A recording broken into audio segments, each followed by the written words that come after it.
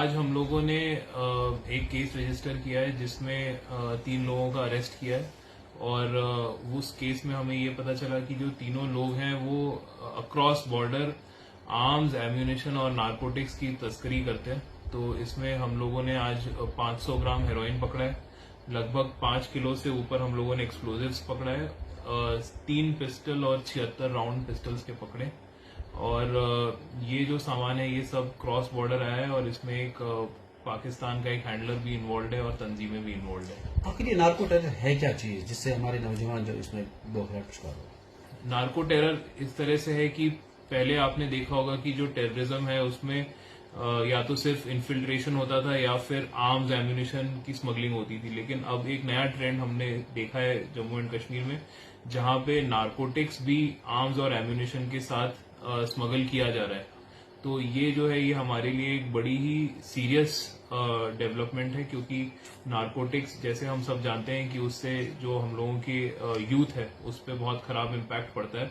तो नारकोटिक्स का आना एक बहुत ही सीरियस प्रॉब्लम है जो हम अब फेस कर रहे हैं। आपको लग रहा है कि नार्को टेरर के 2 मेन ऑब्जेक्टिव्स हैं। एक ऑब्जेक्टिव ये है कि जो टेररिस्ट और टेररिज्म का जो पैसा है वो पेमेंट करने की एक करेंसी बन गया है नारकोटिक्स। तो जैसे कि हमने 500 ग्राम जो आज हेरोइन पकड़ा है उसकी मार्केट में वैल्यू है, ब्लैक मार्केट में वैल्यू करीब 2.5 करोड़ रुपए।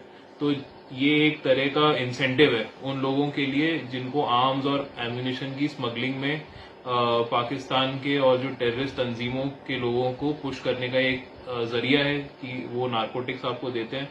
तो जो लोग हैं, जो गरीब लोग हैं, जो बॉर्डर के पास हमारे लोग रहते हैं, उन लोगों को ये दिखता है कि इससे हम लोग ये पैकेट नारकोटिक्स से हम लोग अपनी इलीगल इनकम कमाएंगे और अगर इसके साथ आर्म्स, एम्यूनिशन अंदर जाने पड़ते हैं तो उससे कोई फर्क नहीं पड़ता है। तो ये एक तरह का इंसेंटिव है, एक करेंसी है। और जो दूसरा इशू है वो ये है कि जो हमारी यूथ है, ये सब नारकोटिक्स हमारे कंट्री में आता है तो जो यूथ है वो उनके पास जाता है और वो जब नारकोटिक्स कंज्यूम करते हैं तो उससे वो जनरेशन और उनकी मेंटल हेल्थ और फिजिकल हेल्थ और ये पूरी जनरेशन को इम्पैक्ट करता है। तो ये एक सीरियस इशू है। हम लोगों का इस साल का दूसरा नार्को टेरर मॉड्यूल का केस है। एक केस हम लोगों ने जनवरी में भी रजिस्टर किया था जिसमें भी भारी मात्रा में रिकवरी थी आर्म्स, एम्यूनिशन और नारकोटिक्स की, और ये हमारा दूसरा केस है। तो अब हम लोगों को ये पता है कि जो नारकोटिक्स, आर्म्स, एम्यूनिशन का स्मगलिंग का चैनल सेम है। तो अब हम लोग उस पर स्पेशल फोकस कर रहे हैं। हम लोग उन लोगों को नारकोटिक्स वाले जो लोग नारकोटिक्स तस्करी कर रहे हैं भारी मात्रा में, उनको भी हमने इस केस में यूएपीए में बुक किया है।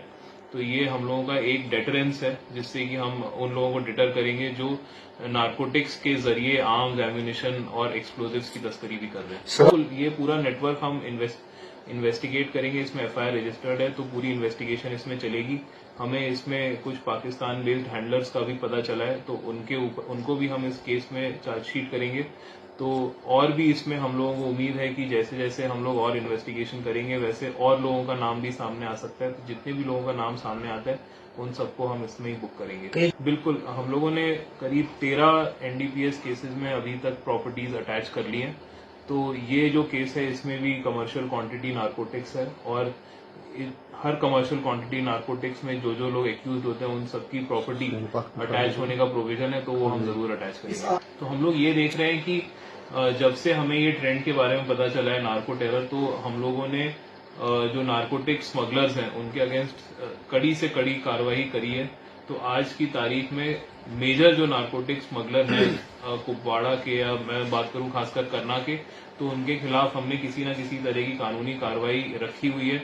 उसमें से काफी सारे लोग हैं जो प्रिवेंटिव डिटेंशन, एक उसमें प्रोविजन है पिट एनडीपीएस, उसमें हमने बंद किया है। कई लोग हैं जो कमर्शियल क्वांटिटी नारकोटिक्स के केसेस में बंद हैं। तो ऐसे केसेस में बेल भी पाना बहुत मुश्किल होता है। तो जो सबसे पहला हमारा फोकस है वो ये है कि हम एनफोर्समेंट और प्रिवेंटिव एक्शन, इन दोनों चीज पे फोकस कर रहे हैं। तो जितने भी लोग हैं जो इन चीजों में, उनको हम बुक करके कोशिश कर रहे हैं कि वो आउट ऑफ सर्कुलेशन। पैगाम यही है कि हम लोग जो है जीरो टॉलरेंस है हमारे नारकोटिक्स के लिए और जीरो टॉलरेंस है किसी भी तरह की स्मगलिंग के लिए। तो ये जो पुराने ट्रेडिशनल स्मगलिंग रूट्स हैं इसमें बिल्कुल भी कोई ये नहीं मान के चल सकता है कि नारकोटिक्स का काम चल सकता है। तो हम लोगों ने इसके अगेंस्ट कड़ी से कड़ी कार्रवाई करेंगे और किसी को भी हम लोग कम से कम क्वांटिटी या ज्यादा से ज्यादा क्वांटिटी हम लोग यही कोशिश करेंगे कि सबको बराबर तरह से हम कानून के सामने खड़ा करेंगे और उनके अगेंस्ट लीगल एक्शन लेंगे। हमने 3 पिस्टल बरामद करी है और उसमें 76 पिस्टल राउंड्स थे। उसके अलावा 5 किलो से ज्यादा हमने एक्सप्लोजिव्स बरामद किए जो हम एफएसएल भेज के उसको कराएंगे, उसकी एनालिसिस भी करवाएंगे।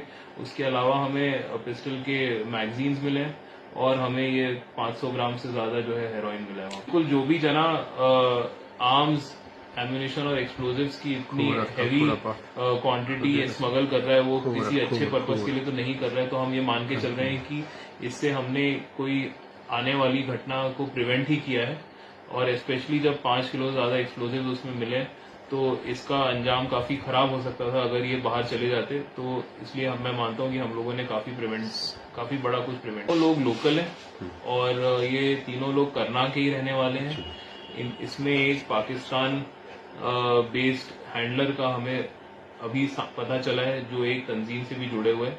तो जैसे जैसे हम लोग ये केस में आगे इन्वेस्टिगेट करेंगे वैसे वैसे हम इसमें और खुलासा करेंगे।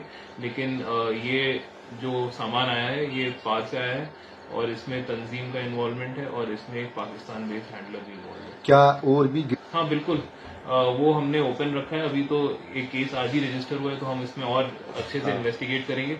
अभी काफी सारी इन्वेस्टिगेशन बची हुई है तो जैसे जैसे सामने आएंगी चीजें वैसे वैसे हम और एक्शन लेंगे। Thank you.